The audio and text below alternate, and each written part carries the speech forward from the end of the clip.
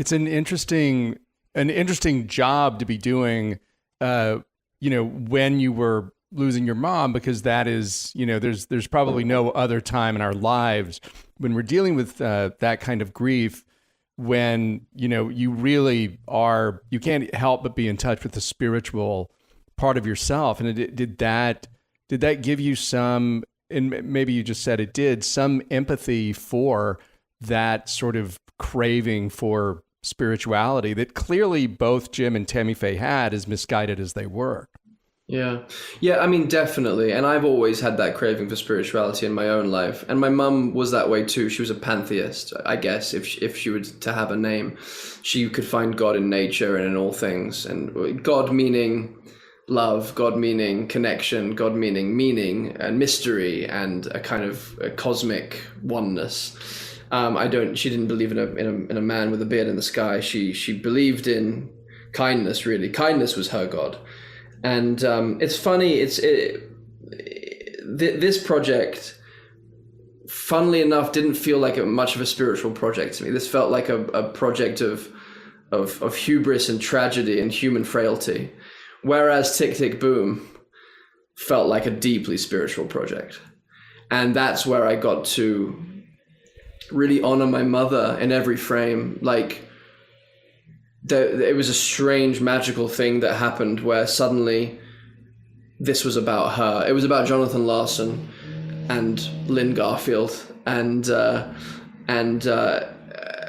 she's in every frame of Tick, Tick, Boom. It's a really odd thing, and I it's hard to explain, but Tick, Tick, Boom is for me about so many things, but mostly about, well, not mostly, but in this moment, it feels to me about an awareness of the shortness and the sacredness of our lives, all of us. And the question that John was plagued with, that kept him up at night, was, what am I going to do while I'm here? And how do I make it the most meaningful version? If there is a God, if I get to heaven and someone at the pearly gates asks me that fateful question, which is, were you? Were you John? Were you Jonathan Larson to the extent that you could have been? Did you bring all of your gifts? Did you sing as much of your song as possible?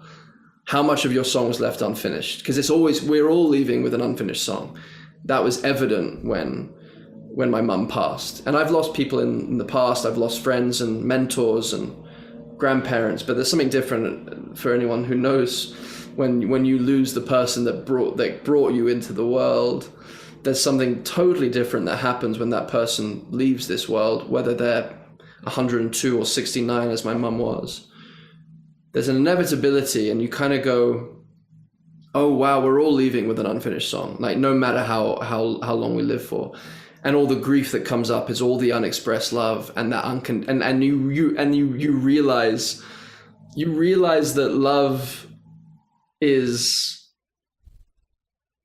endless and unconditioned and unconditional because of the grief that you feel. So I got to attempt to carry on singing Jonathan Larson's unfinished songs as well as my mother's unfinished song through this story of Tick, Tick, Boom. And it was one of the great creative soul experiences I ever hope to have in my life. And I'm eternally grateful for Lin-Manuel Miranda to take a risk on me, not even knowing if I could hold a tune. So it's a very, very beautiful thing that I'm excited for people to get to experience and share, because it does feel like a communal experience, that film.